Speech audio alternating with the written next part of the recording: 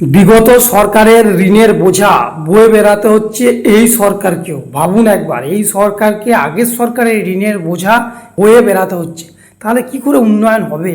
শনিবার লাক্সের একটা নয়া সংস্থার উদ্বোধনে গিয়ে এই নিয়ে আক্ষেপ শোনা গেল মুখ্যমন্ত্রী শুভেন্দু অধিকারীর গলায়। তিনি স্পষ্ট জানান যে 8 লক্ষ কোটি টাকার ঋণের বোঝার জন্য বছরে 1 লক্ষ কোটি টাকা সুদ মেটাতে হচ্ছে এই সরকারকে। ভাবুন একবার, 1 লক্ষ কোটি টাকা সুদের মেটাতে হচ্ছে।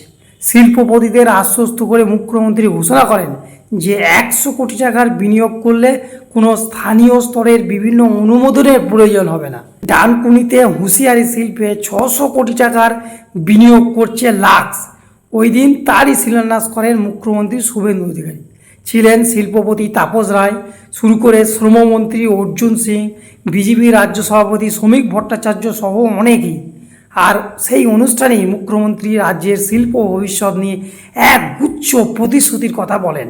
তিনি এও জানান যে শুধুমাত্র সরকারি চাকরি দিয়ে বেকারত্ব দূর করা সম্ভব নয়, সেক্ষেত্রে বেসরকারি শিল্পের ওপরও নির্ভর করতে হবে সরকারকে।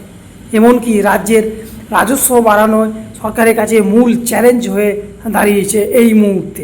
পাশাপাশি রাজ্যের জমির কোনো অসুবিধা হবে না বলেও সাফ জানিয়ে দিয়েছেন মুখ্যমন্ত্রী।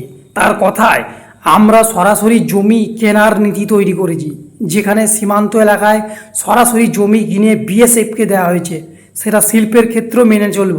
আমরা চাই না যে কোনো এখনও সিঙ্গুর নন্দীগ্রাম থেকে যারা শিল্প ব্যবসা করতে আগ্রহী, আমি আশ্বস্ত করছি যে কোনো শিল্পপতি আসুক, শিল্প হোক, আমাদের বিকাশ সমস্যার সমাধান হোক। পরবর্তী এই ধরনের আপডেটের জন্য চ্যানেলটি অবশ্যই লাইক করে সাবস্ক্রাইব করে রাখবেন। পশ্চিমবাংলার বিভিন্ন আপডেটের জন্য তাড়াতাড়ি সাবস্ক্রাইব করে রাখুন।